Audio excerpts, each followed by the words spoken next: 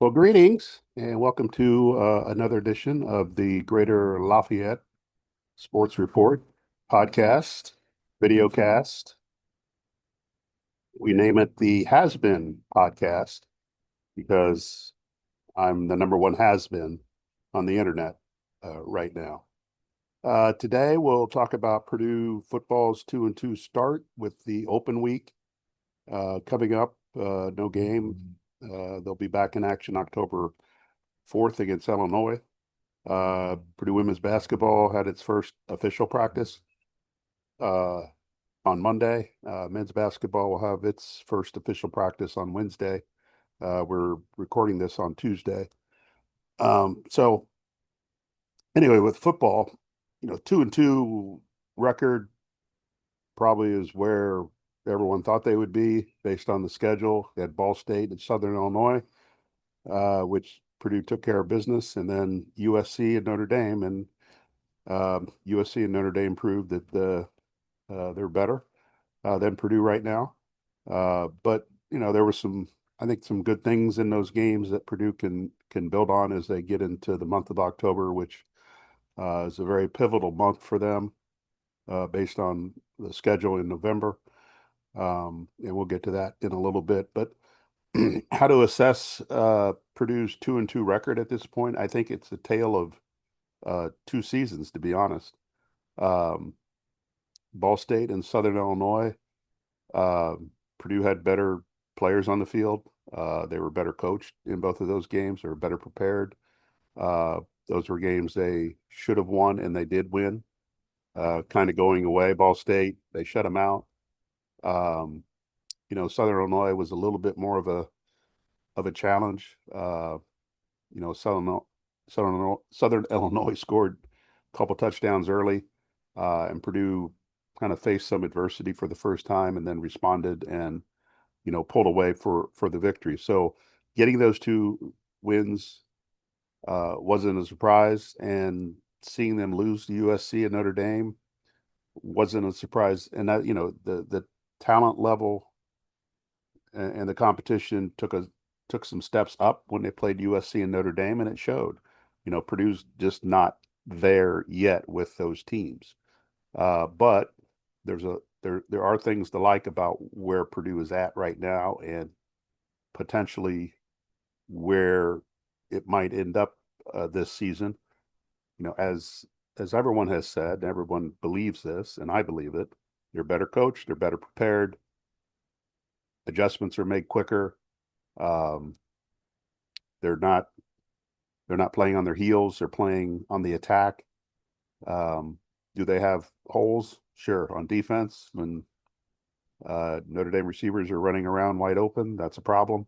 And giving up a lot of yards on the ground, which has happened the last 2 weeks. But they got punched in the mouth against Notre Dame, and they come back. Uh, after the weather delay, give up a 100-yard kickoff return, but then they come down and score at the end of the half. I think that's a good sign for Purdue. You know, yes, there's a lot of things that need to get cleaned up, but that's not a lot of these issues that Purdue had against USC and Notre Dame don't get fixed on a week-to-week basis. They get fixed through the transfer portal or recruiting. Um, so Purdue has a ways to go to catch up with those teams um, from a pure talent perspective. But I don't think in either game Purdue did anything to really embarrass itself, similar to last year when a lot of the games were over by halftime and the play was sloppy and poor and disorganized and all those things that people complained about. I mean, they were there. I don't think you're seeing that this year. You're seeing a veteran coaching staff get a handle on what's going on and putting putting the best plan available for this group to go out and try to succeed. Um, Now, Notre Dame did score all 59 points in the first three quarters. That it appeared they were on their way to topping last year's mark of 66, but it didn't happen. And you got to give Purdue some credit here. not just for shutting them out in the fourth quarter, but also just competing with them throughout the game after what happened last year. Now, there's not a lot of players left over from last year, so the motivation of getting revenge just did not play a role in this game. The only common theme was that Notre Dame was coming off a loss. Same thing as last year. They were lost to Northern Illinois, then they played Purdue.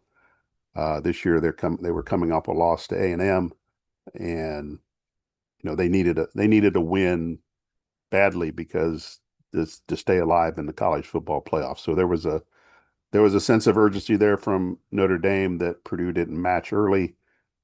First play of the game, Notre Dame scores a big touchdown pass. Purdue came back and responded, needed a trick play or two to to get in the end zone or keep a drive alive, which is fine. Um, and that's what those plays are for in those games, and it gives Illinois and Minnesota and Northwestern and Rutgers a lot of things to look at as they prepare for Purdue coming up in the next month. But I thought Purdue held its own. As we mentioned, the weather delay again. That's never a good thing. So Purdue is 0-2 when they have weather delays. So maybe the next time they play, there won't be a weather delay there. But back to how I started this. I mean, you got 2 seasons in the. To me, you've played 2 different seasons in the first 4 games. The first 2 games took care of business. The next 2 games were a different level of competition. And as you look at the numbers in each of, when you look at the numbers in those 4 games and break them off in the 2 wins and the 2 losses, there's a lot of, noticeable differences there. In the last 2 games, Purdue has not been able to run the ball very well, like it did in the first 2 games. And that's going to be an issue for them. They've got to have some sort of running game inside the tackles. And against USC and Notre Dame, they didn't have a lot of success in the tackles, running from tackle to tackle against either of those teams. Um, and they've got to figure out a way to get that done uh, when facing more Big Ten teams here coming up, because that's going to be key. Can't put all the pressure on Ryan Brown to throw for 300, 350 yards a game. Um, and he's shown he's capable of doing that, but you got to have some balance here, and Purdue's got to figure out a way to get the running game going. I think last week they averaged less than 3 yards a carry. The week before that, it was right around the same number. But when you look at Southern Illinois and Ball State, they ran for a much higher average because they should have. And probably playing USC and Notre Dame, these are the numbers that you're probably going to get that Purdue's going to get against teams like that. But now the key is can you uh, can you have success against Illinois? Can you have success against Minnesota, Northwestern, and Rutgers, and try to generate a more consistent running game? I mean, you have one of the best backs in the Big Ten, but um, whether it's the backs or the offensive line, um, those things need to get straightened out because Purdue can't. I don't know.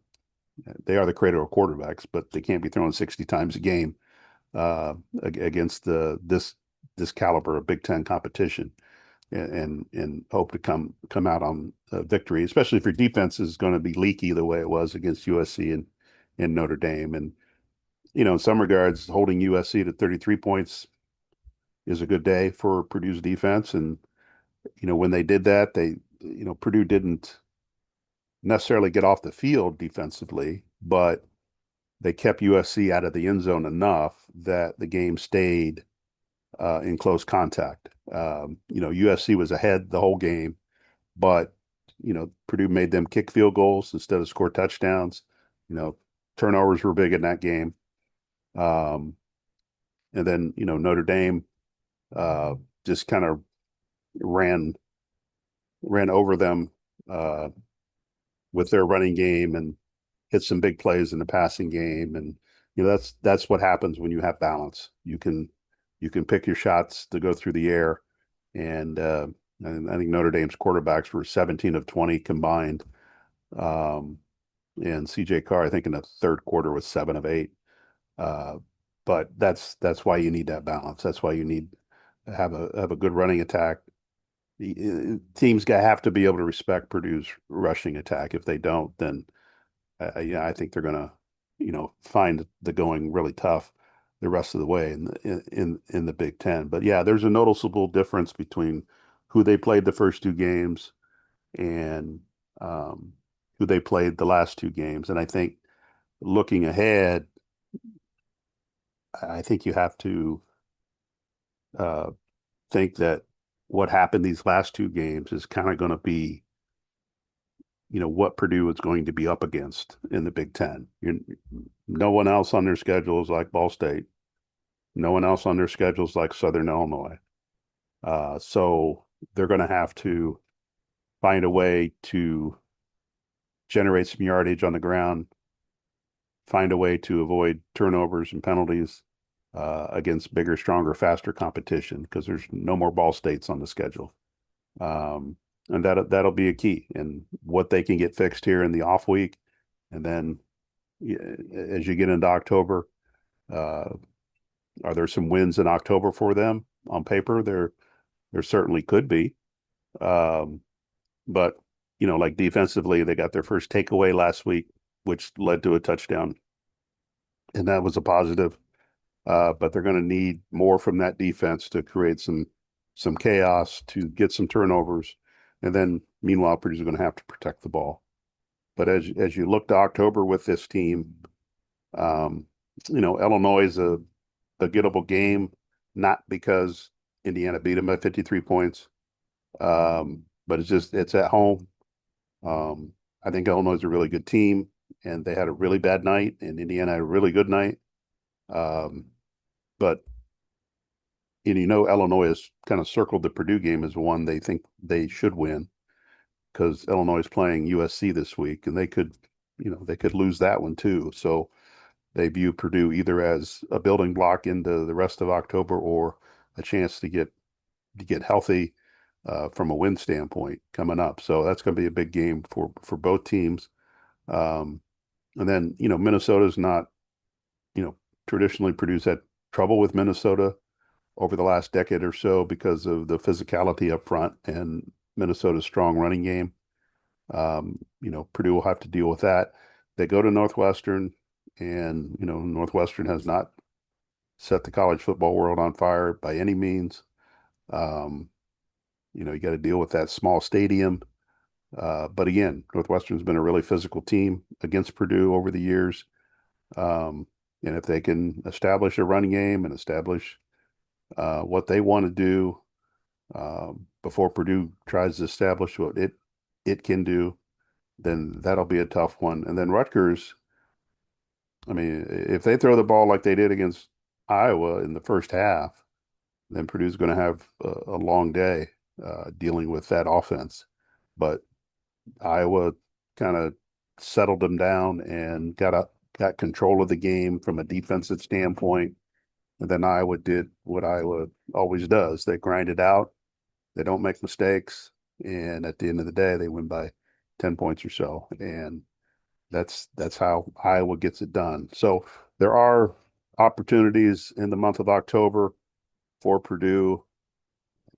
I see some people starting to say, well, Purdue could go 3-1 or 4-0. No, no, no, no, no. I don't believe that to be. I don't think they can do that. I think I think the best case scenario for Purdue in the month of October is 2-2. Um, I just don't see them going 4-0 or 3-1. Um, we don't know what injuries are coming. They've already suffered some key injuries this year, and they're still waiting for some guys that haven't played to make their first appearance. Um, so, I think the best case scenario for Purdue in October is 2-2.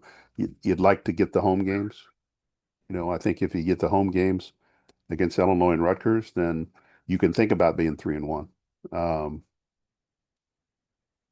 but you gotta dang be. That's what I get for sitting outside. But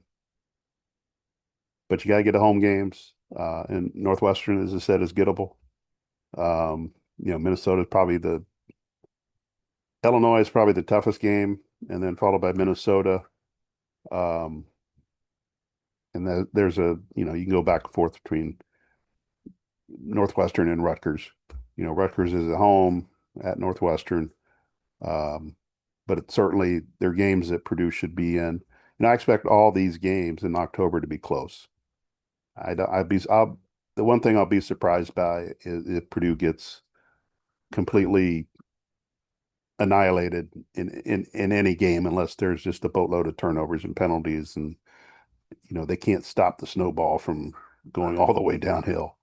I'd be surprised if Purdue is blown out. Now, there could be games like USC where you know the other team gets out in front a little bit and then Purdue comes back and it's not over, but they need some plays and stuff like that. So I think there'll be competitive games. Um, just a matter of if Purdue is going to be in position to uh, to take those teams down.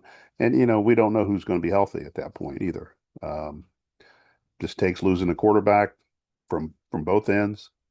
Um, but I think the month of October is going to uh, show us a lot where this team is at, where this program is at, and maybe where this program can go under Barry Odom. Because the month of November is just a monster. Michigan, Ohio State, at Washington, and Indiana.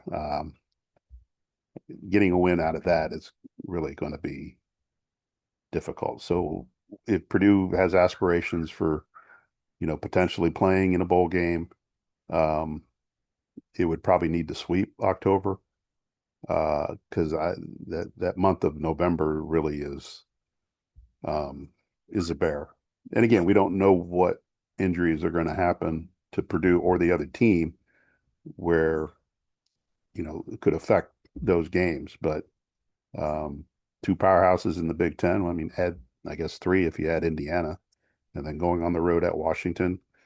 Um, so November shaping up to be a long month, but if you can take care of some business in October, it's not as long or as daunting as you think. So yeah, I think programs in a good spot at 2-2, um, and we'll see what things they can correct and fix here in the off week, and then go from there. As Illinois. I think the Illinois game's kind of going to set the tone um, for what could happen in October for Purdue, and it's a good scheduling situation for Purdue because as I mentioned, Illinois loses to Indiana by a zillion points. And that game's an outlier in my opinion. Illinois is not that bad. We don't know if Indiana is that good.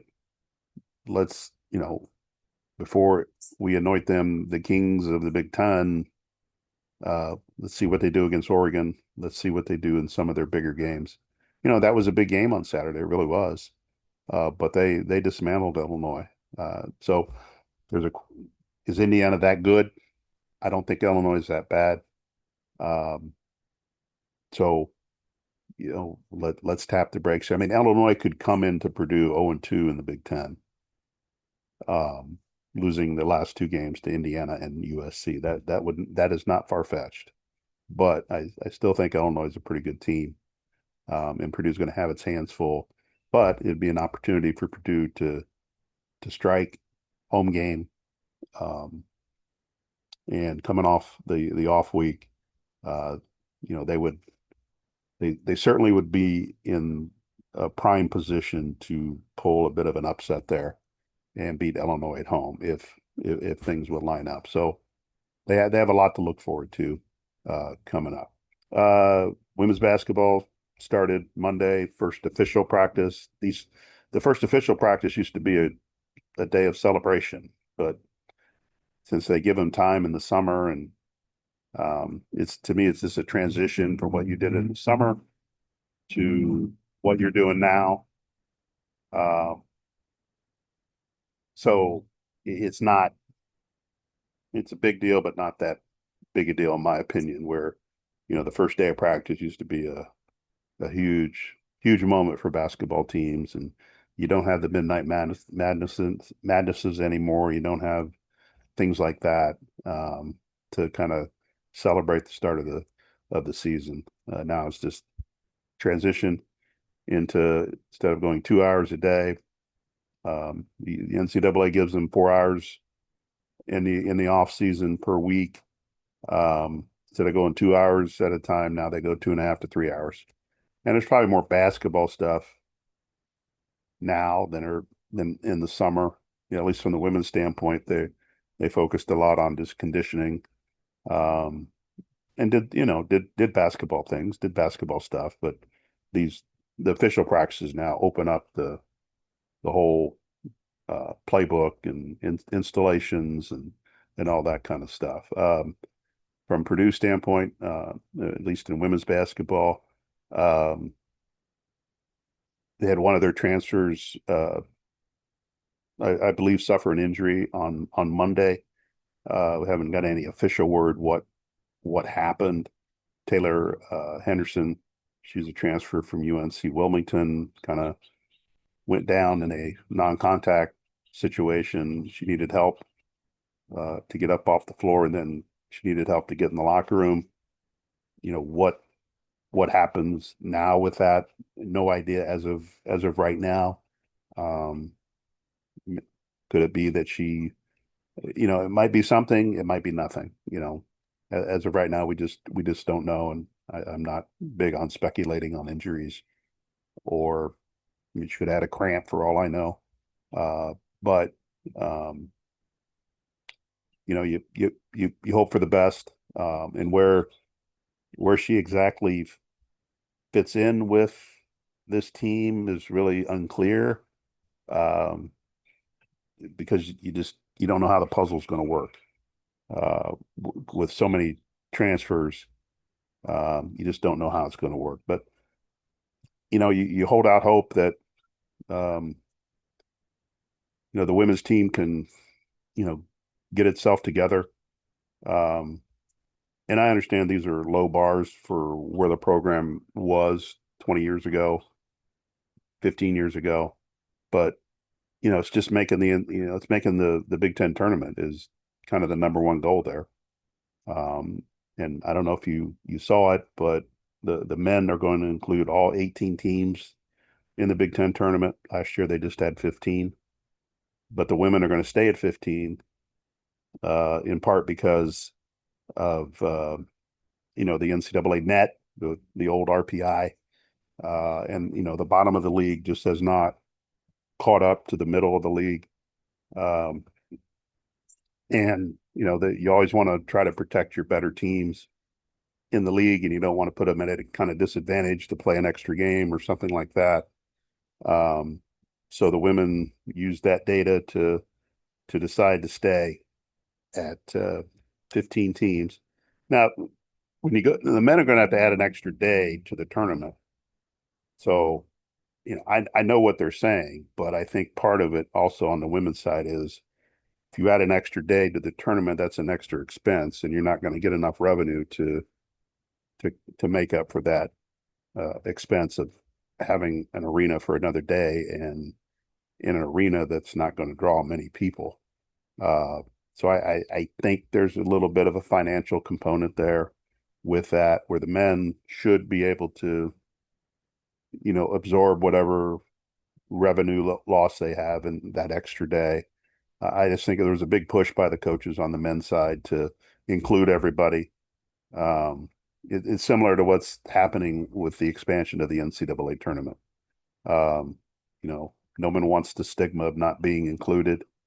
When you're not included, more questions get answered or get asked about why you're not in the Big Ten tournament. Same with the NCAA tournament. That's, there's a big push to expand the tournament from 68 to 72 or 76, whatever it is. Um, and that's coming from like the Big Ten and SEC commissioners because they're tired of the coaches that don't get in complaining that they didn't get in. So, and a lot of this is just coming from the NCAA president, Charlie Baker, because he doesn't want to hear it from the commissioners. Um, but I can tell you, in talking to people, even if they would expand today, the NCAA tournament, they're not getting any more money from TV during the current contract. The contract is what it is, um, and it's not going to change. So if you add more games, you add more expense.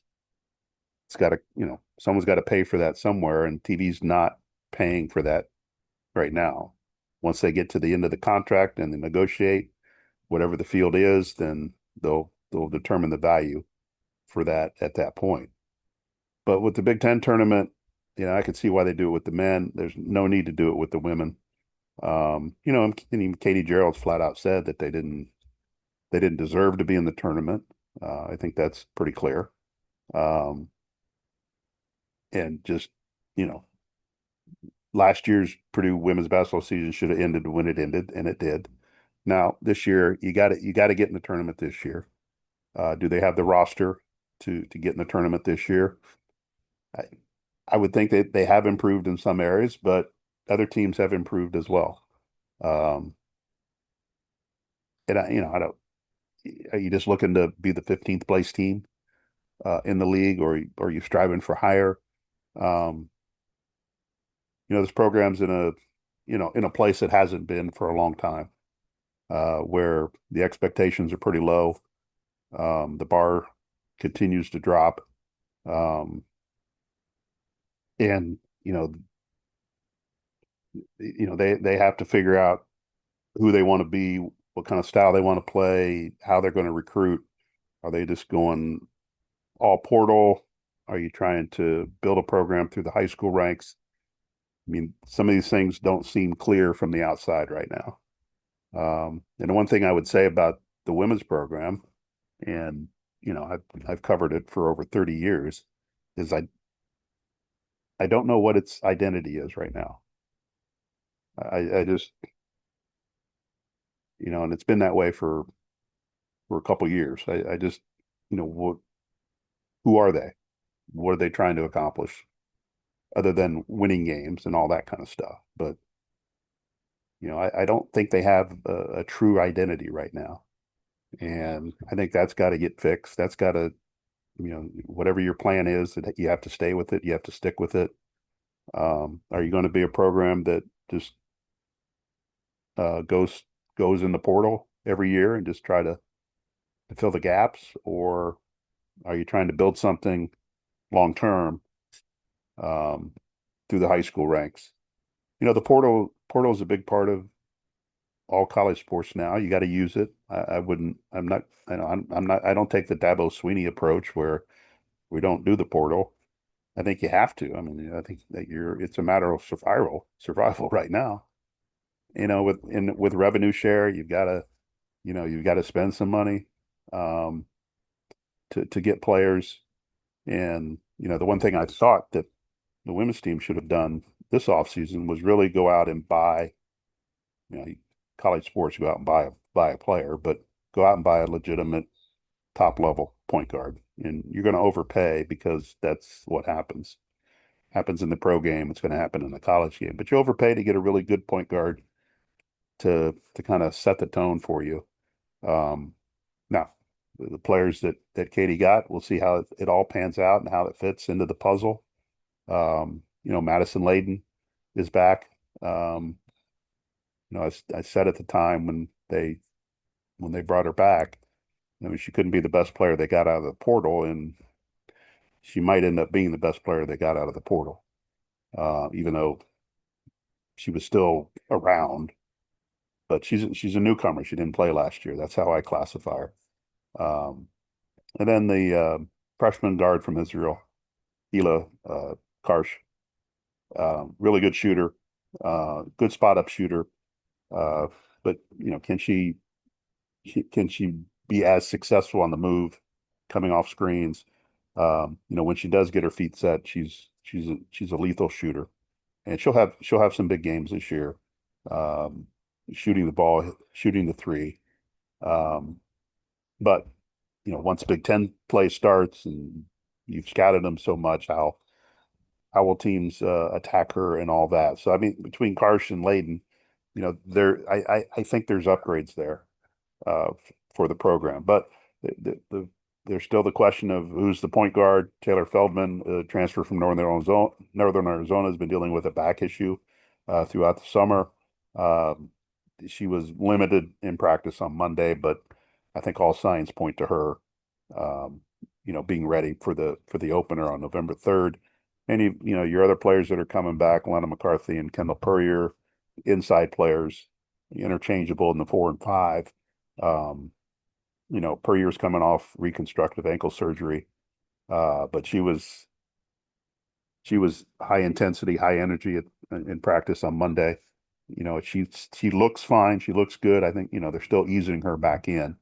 And then McKenna Layden, who became a really good rebounder last year, she had off-season foot surgery, and she was limited. But they've got some other players that have you know that you look at and you just you know you have to see how they all fit together um, and what this team looks like.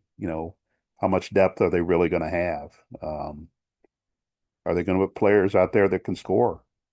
Um, and that's been an issue with this program is in the past they've had too many players on the floor that were not a threat to score. And I think they need to have players on the floor all the time that are a threat to score. Not to ignore the defensive end, but they need everybody needs to be a threat out there. So we'll see how that all comes together. I mean, they have a non-conference schedule that works for them and the team that they have and where they're at in their program. Their major game is at Kentucky, a game they likely will not win, but everybody else on the schedule uh, is a winnable game for them. Ideally they need to be 10-1 in the non-conference, and then find a way to get uh, 5 wins in the Big Ten, 6 wins in the Big Ten. I think that would get them out of the basement and comfortably in the Big Ten tournament. But the schedule is so difficult. I don't know if you've seen it, but you got to play everybody at some point, but it's always the sequence of games. And last year they got in a situation where uh, the Big Ten schedule was brutal from the start. They started 0-10, never really recovered. Um, but this year's not really that much easier.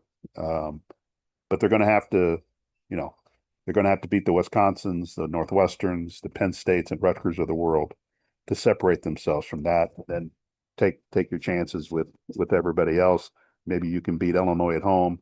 Maybe you can surprise Ohio State at home. They have to go to USC and UCLA. Those are two games they likely will not win. And we still don't know about Juju Watkins from USC, whether she'll play. Probably, probably highly unlikely she does play this year. She's rehabbing. They're not saying one way or the other. But still, USC is going to be a very good team. But anyway, we can get into that down the line. But anyway, and then men's practice is going to officially start on Wednesday, and then um, they'll have Fan Day on October 18th, and then the men are playing that exhibition game against Kentucky at the end of October, which will be a good barometer for kind of where they're at going into their season. So we'll have lots to talk about over the next month or so, football and basketball and all that kind of stuff. Volleyball is hosting a couple games in Mackey Arena. They had two sellouts last year against Indiana and Wisconsin. Don't think the Thursday game against Washington will sell out. Maybe Sunday against Illinois, and then they've got a third Mackey Arena game coming up Thanksgiving weekend against Indiana. And part of this too is this allows the volleyball program to generate some extra revenue for the athletic department. In this revenue sharing world, every penny helps, and that's kind of where everybody's at now. All right, well, we appreciate you stopping by, and we'll try to do this next week. Hopefully, this Saturday you don't experience a weather delay watching college football, because I know that you're used to it watching Purdue the last 2 weeks. Anyway, thanks for stopping by. Have a good day.